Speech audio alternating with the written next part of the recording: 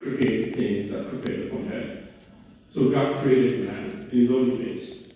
In the image of God, created he him, male and female, created he them. And God said, blessed. And God said unto them, be fruitful, and multiply, and replenish the earth, and subdue it, and have dominion over the fish of the sea, and over the fowls of the air, and over every living thing that moveth upon the earth. And God said, behold, I have given you herbs, the very seed, which is upon the face of all the earth, and every tree, and they which is the fruits of the tree yielding the seed, to you it shall be for meat. And to every beast of the earth, and to every fowl of the air, and to everything that creepeth upon the earth, wherein there is life, I have given every green herb for meat, and to sow. And God saw everything that he made, and behold, it was very good. And in evening and the morning were the sixth day. So, when God created everything, you know what he did? God never created two things at a time. He created man just once, and he created female just once. And after that, when he finished creating everything, what he did was that he gave us power, he gave us grace, he gave us a saving culture, he gave us a system thinking mind, he gave us the passion, he gave us potentials, he gave us everything that we could ask for. And to be honest, right, guys, the thing is, apart from all these things that he's giving to us, he gave us that mind that we could be able to think like God. And he said, as a matter of fact, there will be a God who's only a wish God to take over, to subdue, to create, to know. And this is where knowledge comes from. The word knowledge, K-N-O-W, is to know things. If you don't read things, you can't know things. If you don't travel, you can't know things. And the L in knowledge is learning, and that L is also leveraging. And when you look at that L, because you can't learn if you don't leverage the books, the mentors, the people who see our pastors, our friends, our rich colleagues, the poor ones. We all learn in one way or the other from every one of them. It's leveraging. And when you know all these things, what the rich do is that they put a system in place.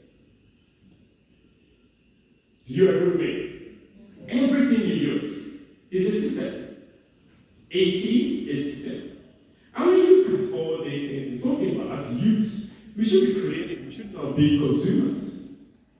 Because it's either you consume or you create. And how can you create things when you've not been able to put up a system? The mobile phone you use, network you use, it's a system. And how do you do this? When you create that L, it's still leveraging the land. Then when you have the system in place, you use it to have an edge over the wall. And that is where no L edge comes in. That's knowledge. When you have a system in place, then you can recruit the poor, you can recruit colleagues, you can recruit friends, you can go into partnership. You work for one person or the other, or you're starting your company, you have to have a system in place. You agree? If you operate a business here and you don't have a website, you can't be in business. Because you're not putting a system in place. So you should be thinking system. So how do we develop a certain culture? Because most times, as youths, in my former church, no matter anything we want to do, we come together, we partner together, we look at how we can strengthen ourselves, how we can create that thing, how we can make things happen. Because the youths are the lifeline of the kingdom. Myself, we said, we are the lifeline of the church, and we are the church in the church. So, when you look at this, I want to give you guys some modes or some videos of saving culture. So, what is saving?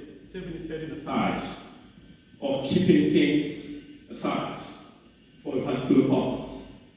That's general norms of what we call things. Saving is something that is naturally not normal for everybody. It's never easy. Because we don't think. When you say you look at the future, not everybody has a vision.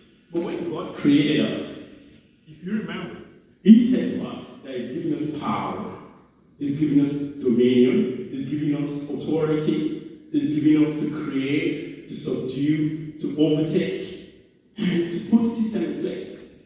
And as a matter of fact today, that's why He's in the world. It's for those who can think, those who are putting in systems, those who are saving, those who are investing. So, there is a man called Russell Conwell. This man, there is a book he wrote. It is called Acres of Diamond. He had one of the most, or the highest acres of land in southern Africa, in this part of the world. And he was into agriculture. But there was a time he saw his friends, every one of them, they're all traveling, they're looking for green pastures. They all want to be better, they want to design a good future. Because, it's just like today we are. Everybody wants to go to Canada, they go to the UK, they want to go to Paris, someone wants to go to Sweden, someone wants to go to Germany, and things like that. And when you look at all these things, it is not because the goal that matters. It is, does God want me to be there at that time?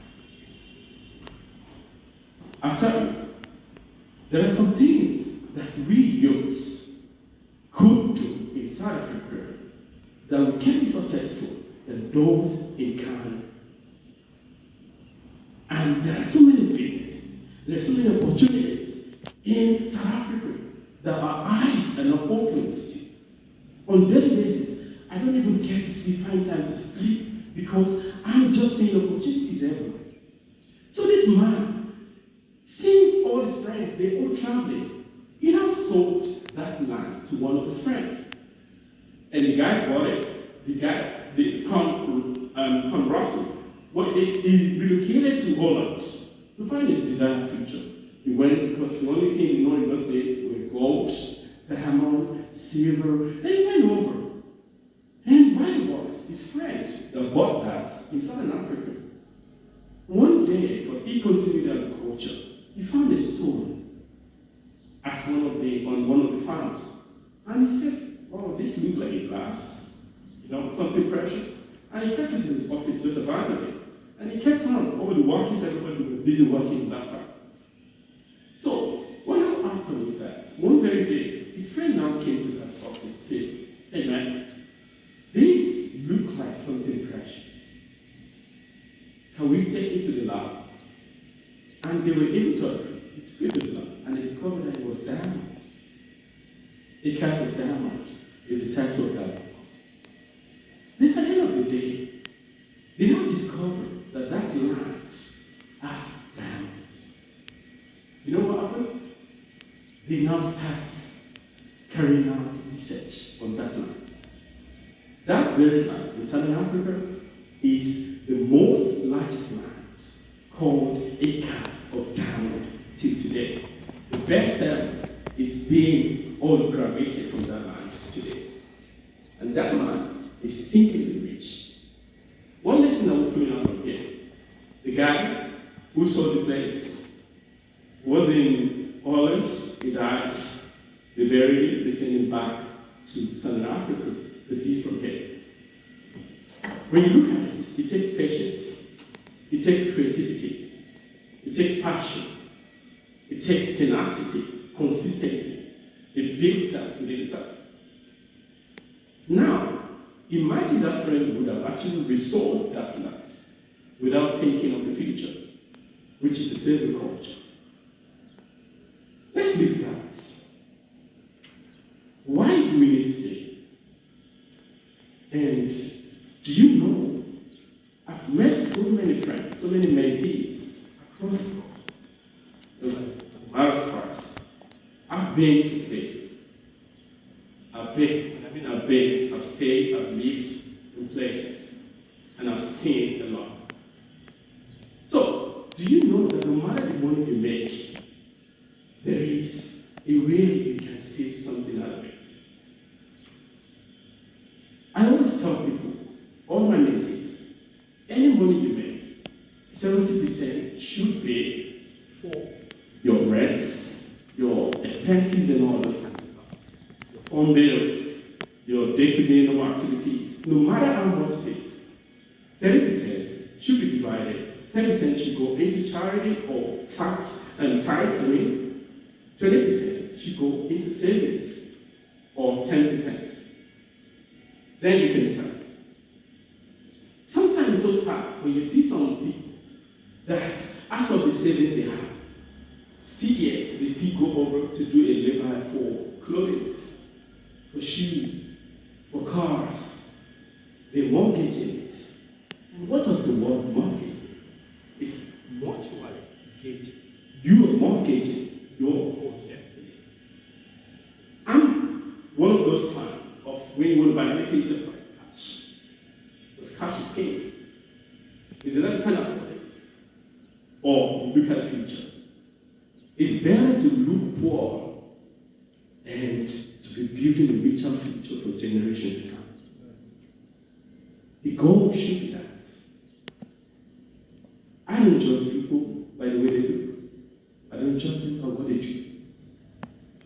And the major essence of why we're discussing this is for us to have a new reorientation, because the rich never use negative words like ish, nay, like I can't afford it, I can't do it, it's not possible.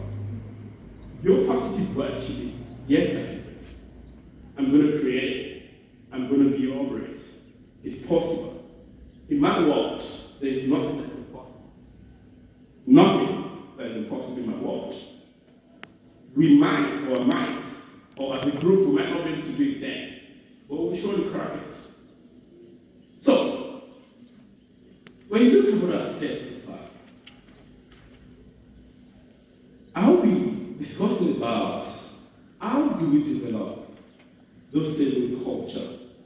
How do we create opportunities, wealth for our kids, for their kids to come? And how can we be able to manage what we have? You get it? Fantastic. I had an event in 2020. She used to be an architect, and it's all beautiful. There were some of the properties that we were selling at that point. And she opted for 2 bedrooms, 2 sets of twin bedrooms. And it was during COVID, March. And that was when I got to South Africa. And she said to me, mentor, help me look at opportunities of what we can do. Because I want to start saving, I want to start investing, I want to start. And she was making huge amount of money, millions. But I can't tell you. Then I went up there, told her, you know what? You know the road is red, because she's been into my session. And she now got into those, and she was paying monthly. And I told her, you know what? You can actually pay more than monthly payments for that property. Then things happened. 2021, she lost her job. The contract was terminated. But she's paid almost 60% of each of those houses. You know what happened? Because properties always have documentation. So the best advice I gave to her is, why not sell? Why not collapse the 2 and just pick one of them? Every day I wake up, for that week, I always remember that word and messages and testimonies. He even went to our office as well, saying, because of mental, I wouldn't have been in landing at this young age. So she became a landing in one of those prominent locations across the world, but I'm not going to talk about location. So, if she was not saving during COVID time, where everybody was complaining, if she did not have money saved or invested into business there, into properties there, she would have actually been bankrupt. So, she sent me a message saying, mentor, Thank you very much for your words.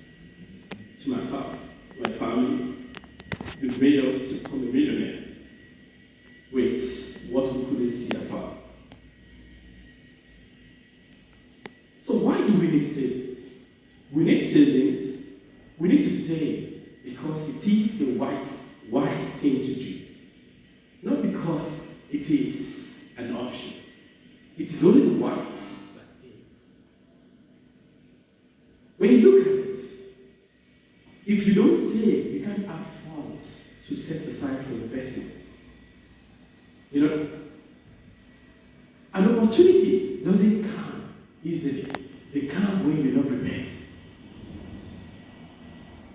Opportunities doesn't come in a showcase, in a suit. It comes when you don't even expect it. If you save, you'll be able to make use of those opportunities.